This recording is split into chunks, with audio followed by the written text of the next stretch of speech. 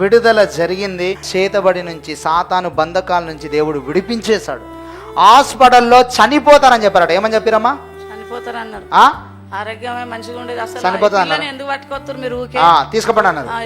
చూడండి, హాస్పిటల్లో డాక్టర్స్ చేయలేంది ఇక్కడ మన దేవుడు జరిగించాడు. చప్పళ్ళ కొత్త దేవుని కనపరచండి. ఆమేన్. ఎస్ అమ్మా. 2 నెలల 20 రోజుల దాకా పాప ఏం తినలేదు. ఎప్పటి నుంచి అమ్మా? 2 నెలల 20 రోజుల దాకా బొత్తిలం ఆరోగ్యమే బాగలేదు. పాప బొత్తిలం ఎండిపోయింది.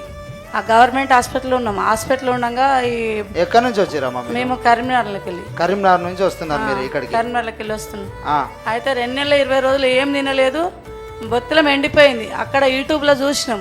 అయితే అక్కడికి వెళ్ళి మేము ఇక్కడికి రావాలని ఇక మేము అక్కడ దావకల్కి వెళ్ళి 3 రోజులకు డిశ్చార్జ్ చేసుకొని ఇక డాక్టర్ అమ్మలు వస్తే ఇసుకొచ్చింది, మీరు ఇక్కడికి వస్తే వరంగల్ పంపుతామన్నారు. ఇక ఆమె బతుకుడు కష్టం, మీరు ఊకత్తురు బతుకుడు కష్టం అన్నారు. ఇక అవన్నీ అన్న వాళ్ళు మేము మనసులో పెట్టుకొని 3 రోజులకు డిశ్చార్జ్ అయిన వాళ్ళు అక్కడికి వెళ్ళి ఇక్కడికి వచ్చినాం. డైరెక్ట్ ఇక్కడికి పేరుకి వచ్చినాం. హాస్పిటల్ నుంచి చక్కగా ఇక్కడికి వచ్చారు. ఇక్కడికి వచ్చినాక బాగా అయింది. 20 రోజుల బట్టి పాప అన్నం తింటుంది, ఆరోగ్యంగా ఉంది. సర్పం ద్వారా విడుదలైంది, మాంత్రికుల ద్వారా విడుదలైంది. మా పాప ఆరోగ్యంగా మంచిగా ఉన్నది. 3 నెలలు ఇప్పుడు గర్భిణితో ఉన్నది పాప. చప్పట్లు కొడుతూ దేవుని కనపరచండి. హల్లెలూయా.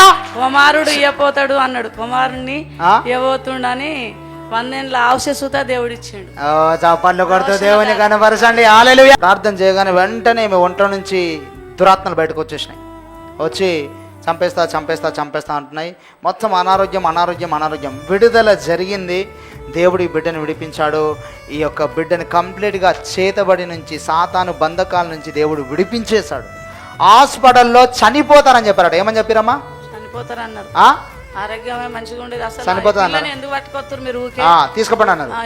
చూడండి, హాస్పిటల్లో డాక్టర్స్ చేయలేంది ఇక్కడ మన దేవుడు జరిగించాడు. చప్పట్లు కొడుతూ దేవుని కనపరచండి. హల్లెలూయా. చప్పట్లు కొడుతూ దేవుని కనపరచండి. ఈ సాక్ష్యాన్ని బట్టి దేవునికి మహిమ కలుగును గాక.